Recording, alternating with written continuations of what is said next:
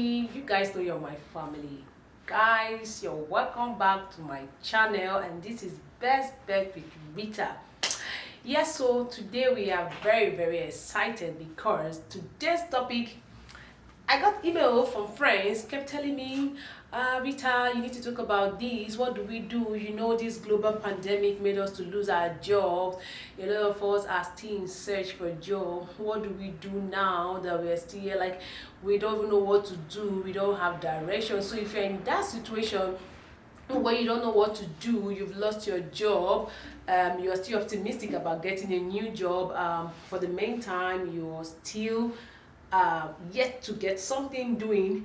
See, the truth is that in life we must not all do jobs. There are a lot of ways to create income. So I'm also addressing those that are still thinking, what do I do with my time? Do I really want to work?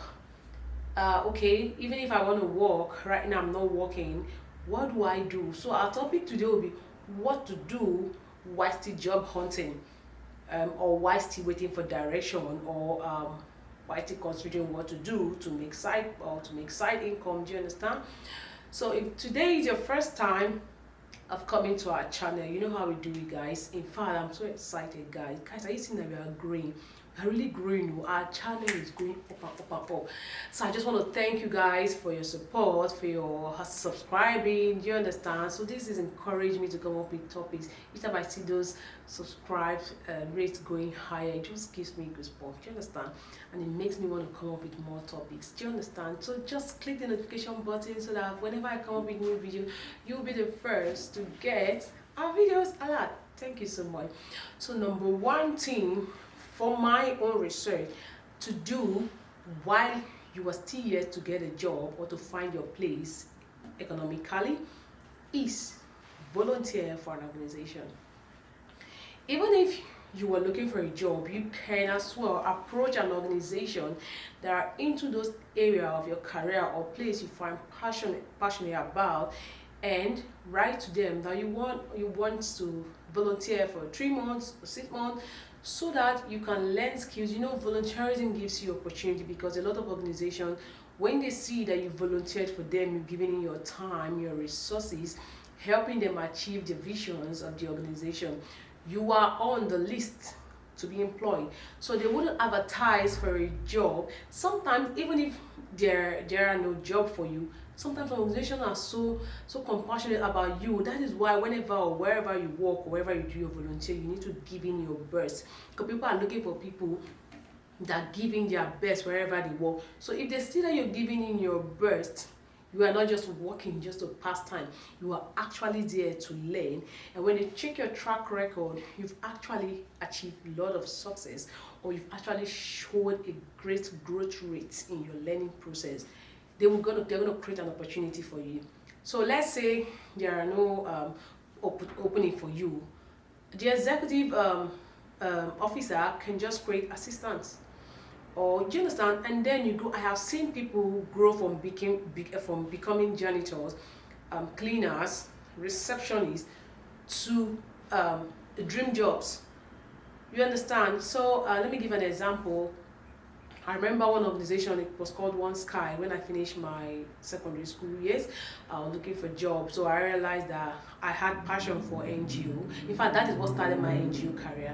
I had passion to serve people. I had passion to make people happy. And then when I looked around, I realized that a lot of NGOs are in the job of bringing smiles to people's face. So I looked for, it was a Canadian organization.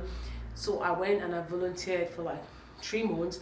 And then they promoted me to an internship position after 3 months, because wherever I work, I try to give in my best. Promoted me to an internship position.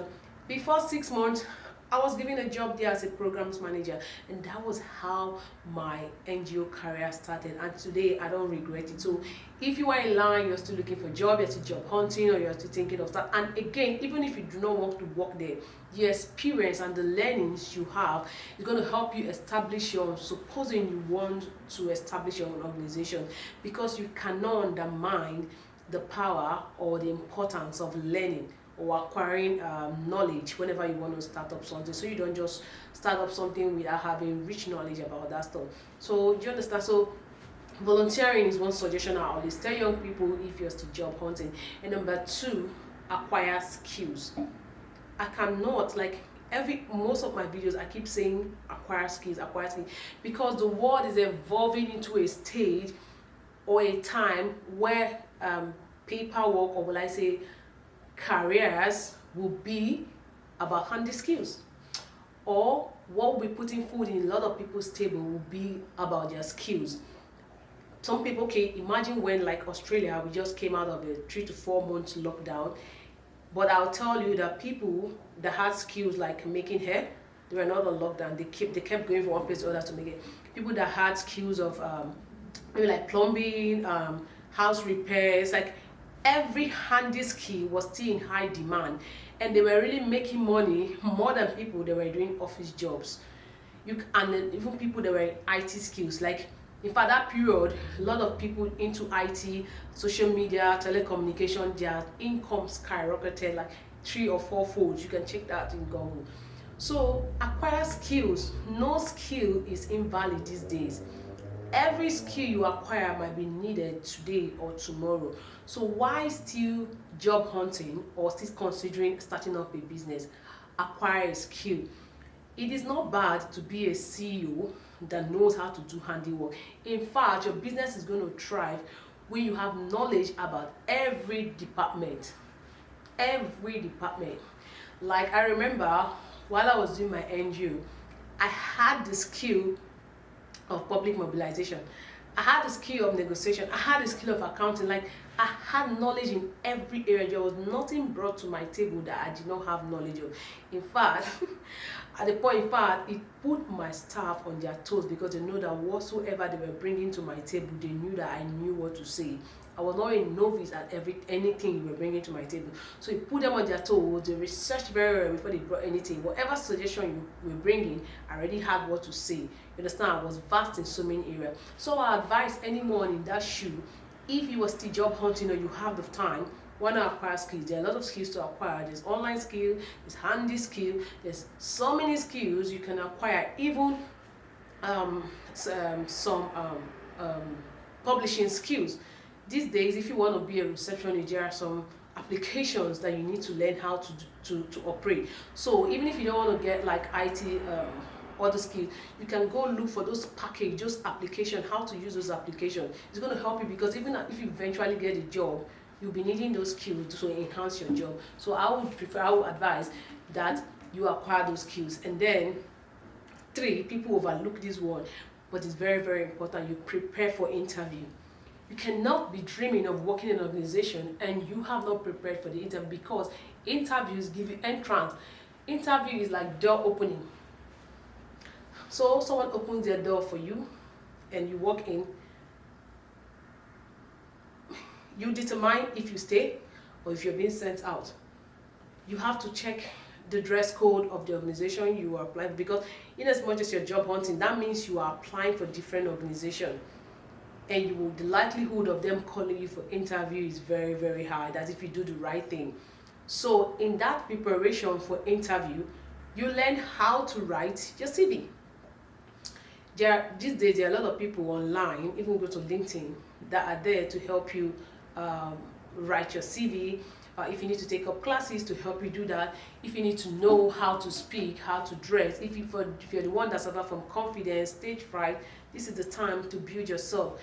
These days, people don't even do face-to-face interviews. Sometimes it's online, and then you have panelists that are throwing questions at you. So this is the time to prepare. Study about the organization you're applying. Don't just apply for organization you have no knowledge about. Even if you have no knowledge about the organization, while you are about to apply, remember that your cover letter, your CV, is supposed to be tilted towards the job role that that's been advertised for. So prepare for the interview and prepare for the job. Let it not be that you are applying to be an accountant, you have no knowledge about accounting or whatever, because these days people can employ you as a matter of your presentation or your interview or your application, wherever you've provided resources. But what is going to keep you in your job is the technical know-how, the things you know. Do you understand? So prepare for the job so that you are not just a first-class applicant that got a job and you cannot even write a memo. They're asking you for a memo and you cannot write, because not everything is taught in the university, not everything is taught in the school. You are going to do your self-discovery, you're going to do your self-research. So research on those things you know that will be needed in a job place or in the business place that you don't have the knowledge about. So number 4, and this is for people that have flair for business, or in fact, I keep saying this thing, but there's a talk, I'm going to do a video for this. I don't believe that having a job can make you that wealthy, just for those that have ambition to become wealthy. These days, who says you cannot have several streams of income? You can have several streams of, and who says you should have one? Who says that your job should be the only thing that puts food on your table? These days, we have lots of responsibilities and a lot of dependence. So if you're that person that is still looking for a job, or while you're working, or maybe you're not satisfied with the job you're doing, you're thinking of start up a business or start up side hustle. I'll be coming up with a video with lists of side hustles people can venture into that will give them, that will increase their income stream. So I advise that you start up a side hustle, or you start up a business if you have the capital. If you're working in a place, or maybe you are still job hunting and then you are able to have like a small capital, go online, research how can I start up a business with the amount of money you've saved. See, money saved doesn't multiply itself. It is money invested that multiplies itself. So if you want to make income, you want to multiply your stream of income, or you want to become wealthy, or you want to be financially independent, multiply your streams of income by investing or doing business. Start up something. Do not be dependent on one income. It is very, very dangerous. The research have shown, in fact, the situation we find ourselves in this world has shown that having one stream of income is very dangerous for anyone that have prospered. Do you understand? And then number 5, if you were still job hunting, create an online presence. You cannot be looking for a job and you are not found on LinkedIn. You cannot be looking for a job and nobody has your presence on Facebook, on Twitter, or like, have an online presence. Let people see you, let people know what you do. Sell yourself, state your skills, state the things you can offer online. The idea is be known, be seen, network yourself, because your network is your net worth. That I mean that it is the people you know that can talk about you. Okay, a lot of people get jobs these days by referral. So if you're hitting one side, no one knows about you, who is going to refer you? Or even if no one refers you, who is going to tell you about an opportunity? So have an online presence, sell yourself, tell people you're in need of job. Don't be looking for a job and you seal your mouth. You don't tell anybody you're looking for a job, you just act like everything is okay. Like, people are going to be relaxed, people have a lot that's going on in their mind, or have a lot they're dealing with. And then you expect people to know that you're looking for a job when you are inside, or you have no presence. People need to trace you. Don't be incommunicado. Have a means of communication. You cannot be looking for a job and you don't have a phone. You cannot be looking for a job and you don't have a valid formal email. You cannot be looking for a job and you have no social media presence. People these days are even scared of employing someone without a social media presence, because people want to know what you think, your thought pattern, your views, your world view. They want to see what you comment on, your interests, your life, not just what you say, but they want to have evidential knowledge of the things you say. And lastly, the one I find very, very interesting because now I'm looking for the opportunity. Travel, have fun, take all the luxury, because the time will come when you will not have the time for those luxury. Like, if you have the time to travel to places you've not been to, travel, have leisure, go for holiday, do the things you enjoy. Because even at this moment, to even get my husband for us to go on vacation or to do a small holiday trip is a big issue. If I'm free, he is not free. If he is free, I'm not free. We are always looking for time. But then we didn't have all this kind of busy schedule.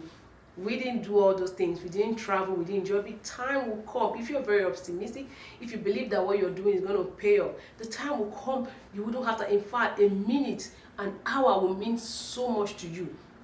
a place like here where every hour jobs are being paid hourly, you want to sacrifice an hour payment for just one small holiday? In fact, people go for holiday, they must have made up a lot so that whatever holiday they are taking doesn't affect whatever income or the savings they have. So right now that you think, you know, in fact, the more you travel, it helps your networking skill. You meet people, and you don't know what meeting people can give to you. You can meet someone that can help you or provide information. To information is power. Information that can take you to wherever I need. Sometimes people might not say apply for this. People can just say, ah, have you heard about this business? I tried it and it helped me. Oh, really? I have this amount of money. Can it help? Yeah, that's how people meet, and that's how you see people network and become business partners. Before you know, they're making money. Boom, boom, boom. Travel, have fun, because the time will come. I keep saying it, you wouldn't have that time to do other things now that I'm telling you to do. So let me know what you think. You can add up what are things you feel people should do when they're still job hunting in the comment section. I'll be waiting for you. And if you think you're not getting it right and then you need more advice, you can as well comment in the comment section. I'll be waiting for you there. Don't forget to subscribe. This is your girl Rita. Bye bye. Thank you.